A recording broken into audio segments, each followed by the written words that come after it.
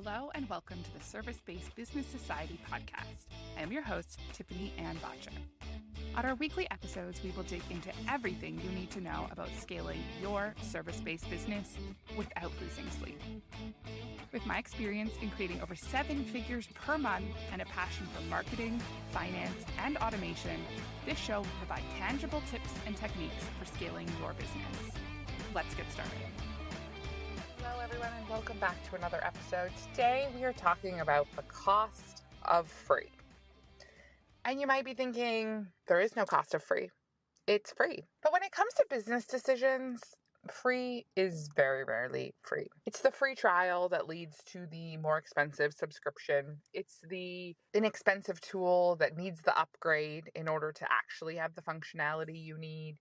No matter what and how you get there is a cost of doing business that cannot be ignored. And so, when we're talking about the cost of free, we're also looking at what is the cost of using a low quality, low cost option. There might be more efficiency, better functionality, better client experience, better user experience for just a little bit more. And I was recently watching a Facebook Live by someone who I know quite well in the online space. It was James Hurst. I will link his YouTube show down below. He has some great marketing content. Love James. And he was talking about the comparison of 3 separate tools.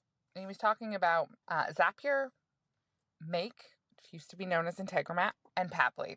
3 very similar automation tools, 3 different price points. Zapier's been around. I would say it would be the biggest name in the automation space. If you surveyed 1,000 entrepreneurs, more entrepreneurs would know what Zapier is.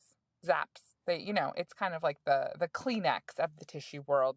And so, they are the most well known. Now, Zapier is also the most expensive. But what he was talking about, and I, had to say that I was so guilty of this, was that people often start with Zapier and then they realize that doing bulk automation through Zapier can actually get quite expensive. And then they look for a slightly less expensive option or become aware that there are additional options. And so this was me and Pabbly. I became aware Pabbly existed. They offer some amazing pricing. And I had every intention of moving all of my Zaps over to Pabbly, but I did not. So instead I paid the one-time fee for Pabbly, which, was a one-time grab it now kind of price. And I did. And then I left my Zaps over in Zapier and I kept going. I forgot all about Pabbly entirely because it was not a monthly subscription. It was a one-time fee. And so while I had the greatest of intention, I got distracted. And as an entrepreneur with so many things coming at you, now, between being a mom of 3 kids, 2 of which are in sports, third one is starting sports in this spring, our calendar is crazy. Between the agency, working in clients' businesses, doing the podcast and YouTube and whatever else, moving my Zaps to Pabbly honestly became just not something I even thought about because it wasn't necessarily a task with a deadline. And so instead of putting it on my future task list, which I have spoken about on the podcast before, and tell you 2 things. If it doesn't make it on my calendar or it doesn't make it on a task list, those things go to die. It's the random things that you don't think to put on your calendar that you forget all about, or these tasks or whatever. So it was this live training that James was doing, and I thought, oh my goodness, I remember Pabbly. I think I paid for that. Sure enough, I look it up. Yep, $298. One-time fee. Forgot all about it. There are a few draft automations set up in there. Nothing currently running. Still got my Zapier account, still running. And then he starts talking about Make or Integromat. And I think, I'm doing that. I'm paying for that one too. And he said, so commonly people have all 3. And I thought, guilty as charged. And so he starts talking about the benefits of all these different ones. And so sure, Zapier, most expensive, also the easiest to use. Most people start with Zapier. Integromat Make has some functionality that other tools do not, which is why I ended up with that one as well. There were certain things automations I was building out that just weren't possible with the other 2. And so, here now we end up with 3. Silly. Completely silly. And so taking the time, really, there's nothing, I don't think, don't quote me on this, I don't think there's anything that Zapier is currently doing for us that Make could not be doing. So I need to take the time, and I've now put it on my task list to move those tasks over, move those automations over from Zapier into Make. But how easy is it just to forget about those little subscriptions? I don't quote me on what the Zapier subscription is. I want to say it's around $30 a month based on the certain apps we're using. Some are premium, some are not.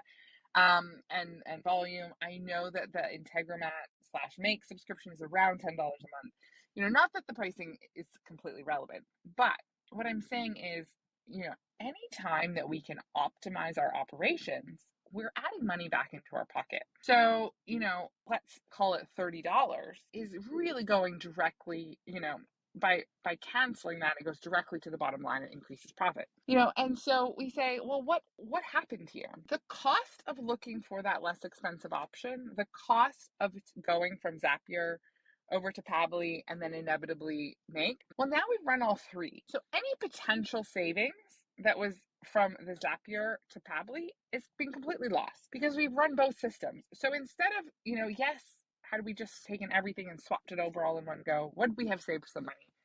Yes.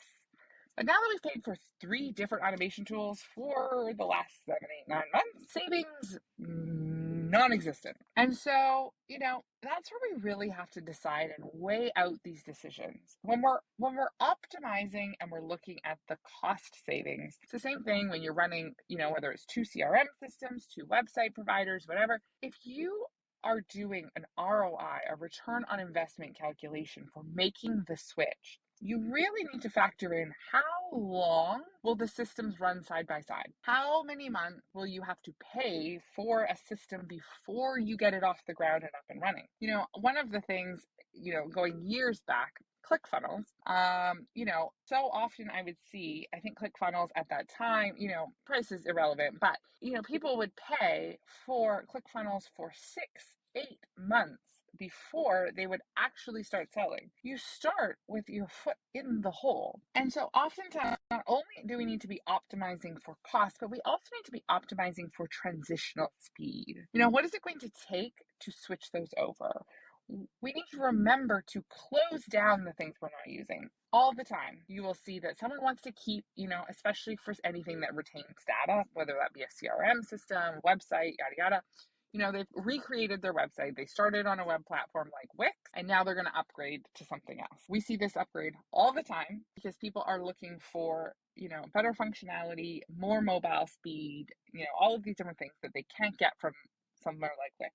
So they're going to upgrade. Now they get things switched over. Everything's good. It's on the new website. And you think, I'm just going to keep Wix for just a little bit, just to make sure that there's no issues or errors. And then fast forward 6 months, and well, you still have Wix. And now you've been paying for both your new website hosting provider and your old one for months. These must always be factored into your cost analysis of adding a new tech platform, of changing a tech platform, of any upgrade. How long are you going to retain the old one? Because that is not free. There is a hard cost to that. And so, all of these factors. So when we're looking at, calculating the cost of something, we really want to calculate what is the cost of the fixed or transitional period as one price. And then we want to look at, the cost on a monthly basis moving forward at our current capacity or current volume. And then also, fast forward a year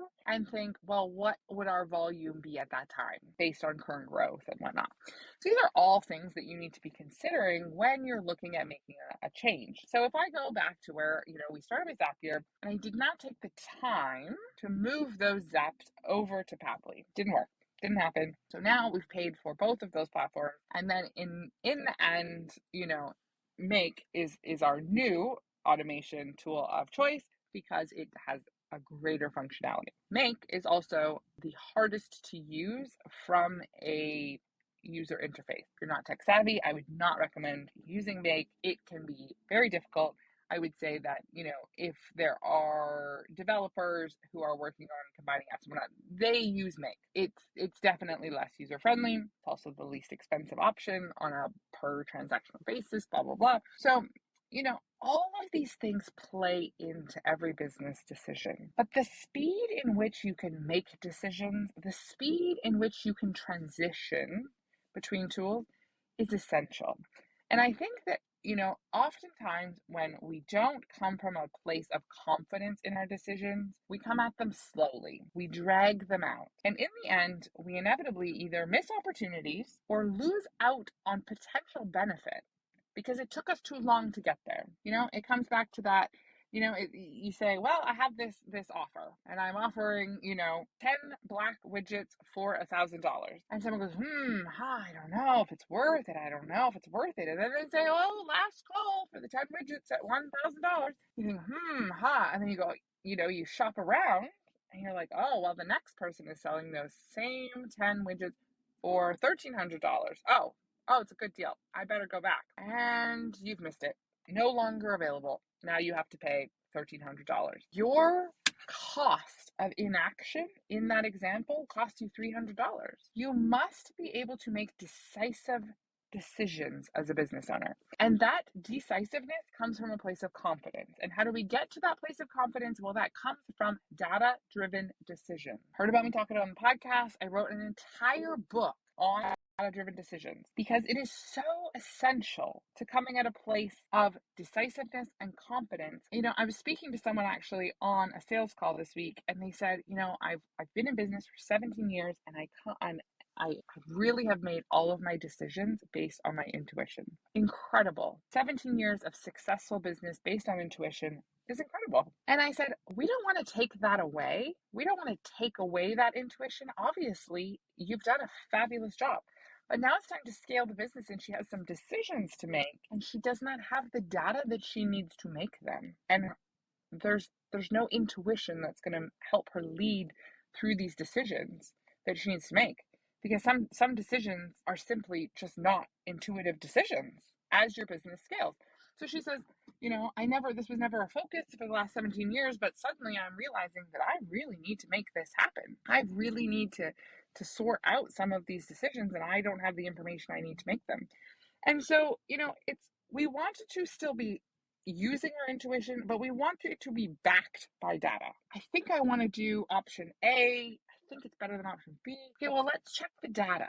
Let's make sure that it actually aligns. It gives you the same decision. Because oftentimes when we are in our business, it's like when they say you can't see the forest through the trees. When you're in your business, it's very hard to see objectively and to show and to see what data can reveal.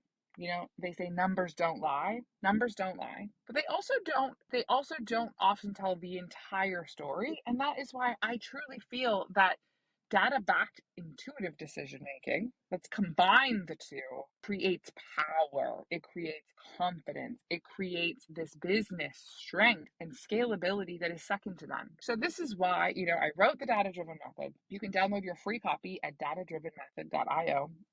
I've talked about it on the podcast lots. We also just launched this new coaching program. It's an 8-week program called Data and Details, because this is an area that we see time and time and time again that is just lacking in businesses, or people have all of the data, but they don't know what to do with it, or they don't know how to measure it, or what is good, or what is bad, or and oftentimes it really depends on your business. What is good for one business in one industry, in one size, in one, age of business is very different than something else. And so, this 8-week coaching program that we've developed, the Data and Details, which you can find on our website, it's available at the time of recording. This is a high touch 8-week program. It will not always be available. The doors are currently open for this program, but why? What is the motivation behind creating such a program? Well, we want to help entrepreneurs know these data points, be able to calculate them. Part of this program specifically builds a custom dashboard that keeps track of these metrics for you so that you're not wasting time calculating things. It can just show you, it can highlight to you with live data, what is important in your business. And we develop the what is important in your business through the 8-week program, because there is no cookie cutter set of metrics. It's the same thing that I talk about in the data-driven method book, is that, we have to first establish a baseline of these metrics to determine what is good for your business. I cannot out of the gate say, it should be 8, that should be 10. Ooh, that can't be more than 15 without some background knowledge in your business. So this is why, we've developed this 8-week program to go through and really learn about your business, establish the metrics, build the dashboard, and all of these things. All of that because decisive, confident business management guaranteed to help you scale faster in a sustainable way. No one wants to build a house of cards. We see it often, certain industries more than others, where, it's super high profit, but it's also high risk. And none of the risk is built into the, data. And so people are living the high life, feeling like their business is making tons of money. They're pulling all sorts of money out. We're not factoring in taxes. We're not factoring in, future responsibilities. We're not factoring any of this in. And then all of a sudden it's like, oh my goodness, windstorm, house of cards, and these businesses close up shop and go away. I saw a very interesting interview recently with Barbara from Shark Tank, the show where, entrepreneurs go and pitch their businesses and whatnot. Now, I would say that of the sharks, if you've watched the show, Barbara is one of the most conservative sharks. She makes offers less frequently than others. And she was still saying that 80% of those businesses that she's a part of, 80%. And oftentimes, if you've ever watched the show, or they have some great little snippets of it on YouTube, it's TikTok and all these kinds of things, I will look up some of the businesses. I'll watch some of the older shows where someone will see, they'll make their pitch and you think, what a cool product. And then you go and look it up a couple years later and they're gone. Because something in their business model, whether they ran out of cash, had too much risk, couldn't make the sales, whatever it was, something didn't work in their business. And so we want to know where those points of risk are in our business. We want to be able to foreshadow and forecast and plan for the different seasons in our business, the different highs and lows and risks and all these types of things. And they all come from knowing your data, being able to read and understand what it's telling you and help you to understand what data-driven decision making is all about. So if you're interested in learning more about the program, you can go to our website, bottcher.io. Currently, it is on the homepage if you're listening when this podcast comes out. If not, if you're interested in learning more about the program and perhaps it's not available at that time, you should be joining our Facebook community, Service-Based Business Society on Facebook. Chat more about it. Watch for when the doors open for this program again. It is a high-touch 8-week program for entrepreneurs currently in the 6 moving into 7 figures type sales revenue. Fantastic program, and I'm so excited to bring this to life. It's been 2 years in the making. First writing the book, understanding the metrics. I've traveled, I've spoken about this book, and now really is this high touch 8-week program that is going to bring it to life within people's businesses. Well, we are all out of time for today. If you guys have not joined the Service-Based Business Society Facebook community, make sure you head on over to Facebook and we can continue the conversation. Be sure to also follow the show by going to any podcast app and searching Service-Based Business Society. Click subscribe, click the 5th star, and leave us a written review. Have a great week, and we will see you soon.